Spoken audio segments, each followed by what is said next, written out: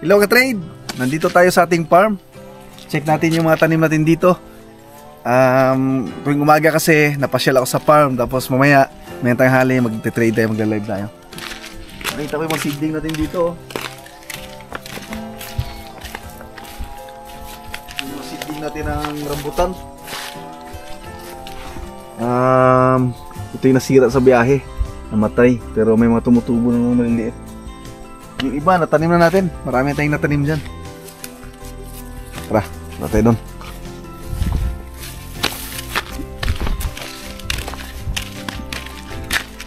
Tamang-tama yung Raptor natin. Ang service sa bundok, sa bukid. Kita nyo yung lugar dito? Oh, pabukid to dito, pabukid. Tamang-tama yung Raptor natin. Yan, may mga sagingan tayo dito. Marami tayo sagingan.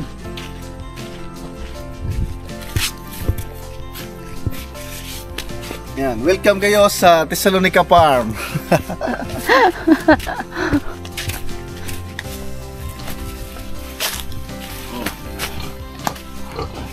Tulog yung mga baboy natin alaga, oh.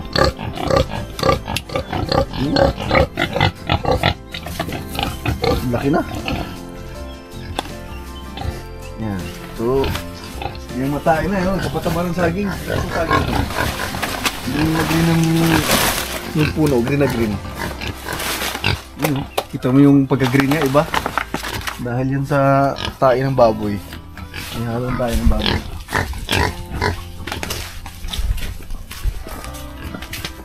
Maglilitson kami ngayon na ng bibe, yan. Kasi medyo nagrereklamo yung mga palayan kasi sinisira yung palayan. Pag may mga lalo pag may bunga, yun, sinisira nila yung palayan, yung mga bibi, kaya kailangan natin katayin. Maglitson tayo ngayon ng itik ka-trade. Ito, linaw yung itik.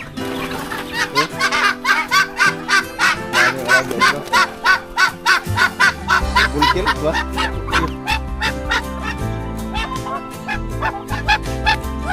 So tayo kasi sisira yung palayan, kailangan katayin. Pero hindi naman natin ubusin, magtira natin ng dalawang ina. Natin si Gani. Si Russell.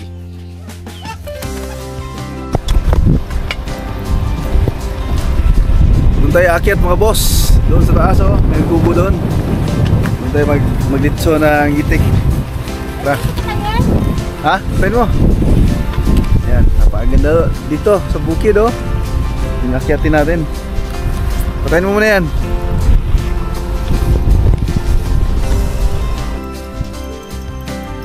Doon tayo akyat doon sa taas para maganda yung view at mahangin. Kaso, nako, ang sama ng panahon, mukhang uulan ngayon, ah. Yan, naambo na nga. Mukhang malakas na ulan to, ah. Sakto pagdating natin sa taas, umulan. Lakas ng ulan, oh. So pumunta tayo dito kasi gusto kong tingnan ulit yung area na to. Kasi may plano tayo na mag-farm ng manok na pangbenta. Yung mga mamahaling manok, magbi-breeding tayo. So bibili tayo sa mga kilalang breeder sa Pilipinas. Tapos yun, mahilig din kasi tayo sa pag-alaga ng manok. At syempre, pag naging negosyo rin yun, maganda rin negosyo yun. Kasi alam naman natin na mahal yung manok. Example lang, bigyan kita ng idea. Yung isang tandang, 40,000. Yun yung pinaka-regular na presyo. Yung iba nga, meron 200,000, 100,000, isang manok. Yung magkano lang yung puhunan yan, 2,000, 3,000. Diba? So, ganun kaganda yung presyo ng mga may breed, yung may lahi na manok. Maganda yung bloodline. So, kayang mag times 10, times 5, times 10, times 20 yung capital natin. Kaya maganda, lalong-lalo na kapag may area naman tayo. Ito, pakita ko sa inyo. Natin sa taas, oh. Doon tayo galing sa baba. So, napaganda lagyan ng manok dito banda kasi bundok kasi ito. Ayun, oh.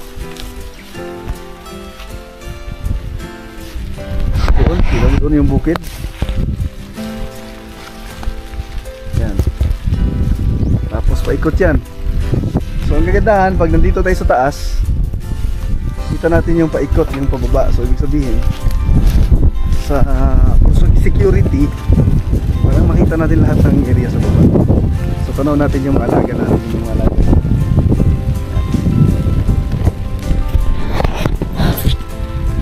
So isa pa, kung napansin nyo, masukal, maraming damo. Kaya napakaganda din ito kapag may alaga tayong baka. So magtali rin tayo ng baka dito. Bili tayo ng baka. Siguro mga 10 inahin, di ba? So marami na yun. Pagpadamin tayo ng baka. Siyempre, double purpose yun. Panglinis ng farm, malinis yung area natin. Siyempre yung baka, anak yun. Lalong lalo na kapag bibili natin baka, yung malalaking baka, magandang lahi. So yun, maganda, may presyo rin yun. So wala nang pinagkaiba yung baka. Kung mahilig ka manood sa YouTube ng mga agriculture, so yung isang baka merong 1 milyon yung presyo, isang lalaki na baka. So marami ring nagbi-breed ng baka. May mga breed din kasi yung baka, mga mahaling breed. May mga lahi-lahi rin. So parang manok lang din. So sa breeding talaga, kahit ano yung i-breed mo, kalapati man yan, manok man yan, baka man yan, or baboy, kahit ano. Axie Infinity, nagbi-breeding nga yung laro dati. So may kita talaga, magandang negosyo yung breeding. Kaya yun, gawin natin dito. Kaya subscribe kayo sa YouTube ko para makasubaybay rin kayo sa gagawin natin. Napakaganda talaga sa lugar na to. Mahangin, presko. Yan, di mo kailangan ng aircon, di mo kailangan ng kuryente.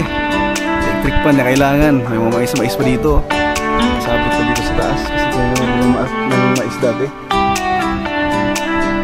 So pinakain natin sa manok.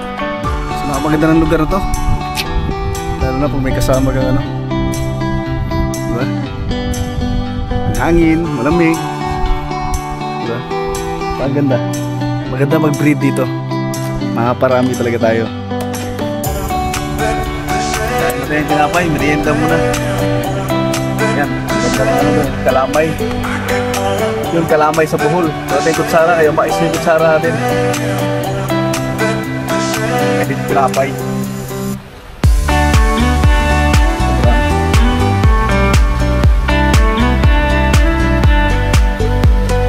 Yun. Lagay mo.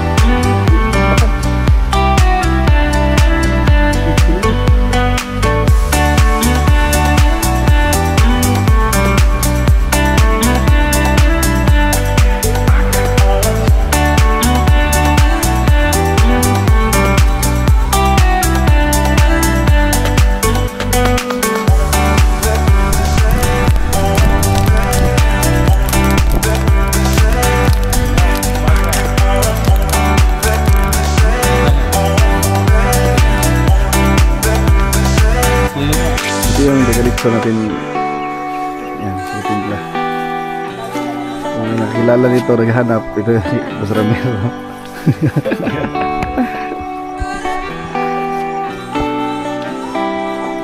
Boss, mura ka naglasag litson baboy?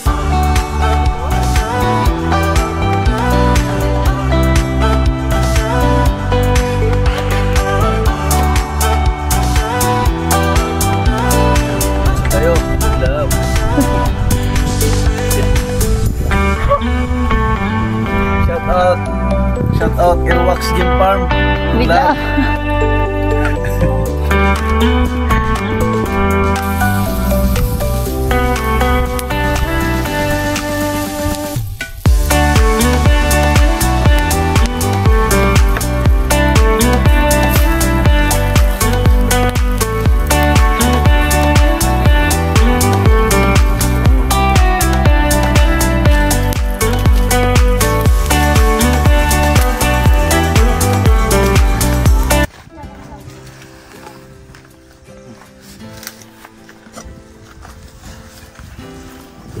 Yan, na tayo. Farmers. Yan. Yan, smile ka naman.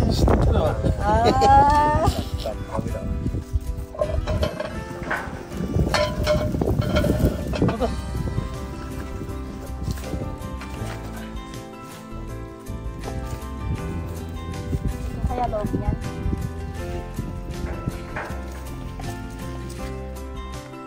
Ay.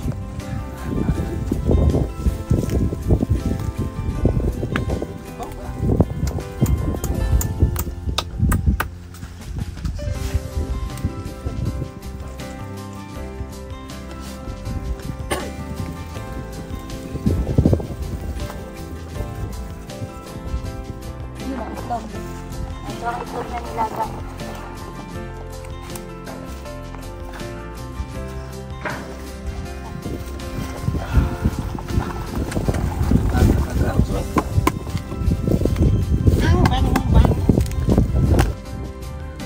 Yan, luto na. Kain tayo.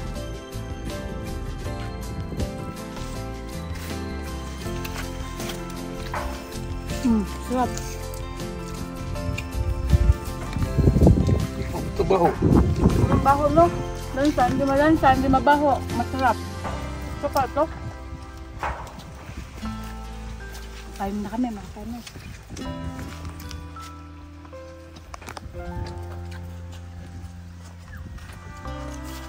Ano?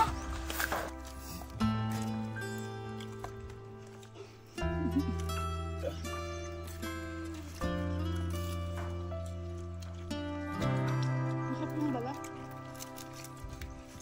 Ano ba? Sige. Matakon.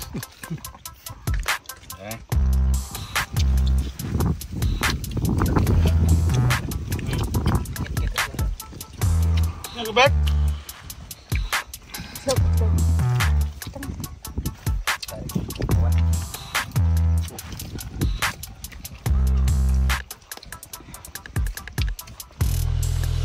Mahal ka.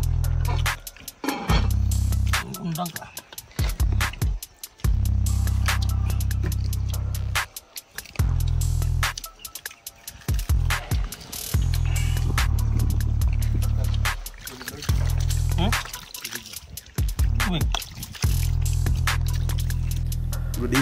Good evening ka-trade. Nag-profit naman tayo ng konti ngayon. May $8 tayong kinita sa Forex tapos $6 sa gold. So, pwede na. Maliit lang yung kita ngayon. So, yun lang ka-trade. Maraming salamat sa panood at huwag niyo kalimutang mag-subscribe.